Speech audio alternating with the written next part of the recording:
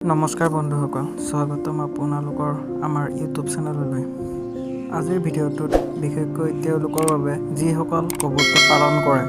আজিৰ বিষয় মূল আলোচনা হ'ল ভাত কবুতৰক খোৱালে কি স্বাস্থ্য সমস্যা হ'ব পাৰে। ভাত কবুতৰক কিয় দিয়া হয়? বহুতে কবুতৰক উতলা ভাত, ভাতৰ পানী, ভাতৰ অৱশিষ্ট খুৱাই দিয়ে, কাৰণ সহজে পোৱা যায় আৰু ই সস্তা, কবুতৰে ভালকে খায়। কিন্তু ই সদায় উপকাৰী নে? আহক চাওঁচোন। উতলা ভাত খোৱাৰ সমস্যা। উতলা ভাত বেছি দিলে কবুতৰৰ হজম শক্তি দুৰ্বল হয়, পাতল পায়খানা হ'ব পাৰে। পুষ্টিৰ অভাৱ। উতলা ভাত প্ৰটিন কম, ভিটামিন আৰু মিনাৰেল কম। দীৰ্ঘদিন ভাতেই খোৱালে কবুতৰ দুৰ্বল হৈ পৰে, উৰিব নোৱাৰা হয়, ওজন কমে। পাখি আৰু ডাঙৰ হোৱাৰ সমস্যা। পাখি চকচকীয়া নাথাকে। সৰু কবুতৰৰ বৃদ্ধি ধীৰে হয়, ডিম দিয়া সমস্যা দেখা যায়।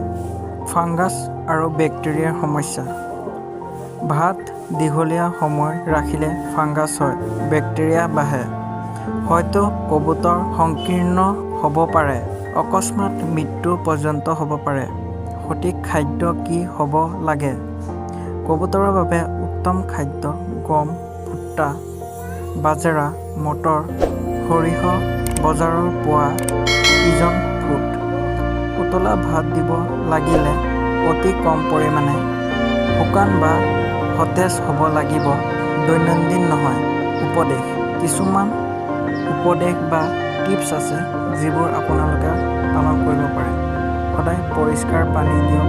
সৰু কবুতৰৰ ক্ষেত্ৰত ভাত পৰিহাৰ কৰক। অসুস্থ লাগিলে ভেটেনাৰী ডাক্তৰৰ পৰামৰ্শ লওক। আশা কৰোঁ এই তথ্য আপোনালোকৰ বাবে উপকাৰী হ'ল।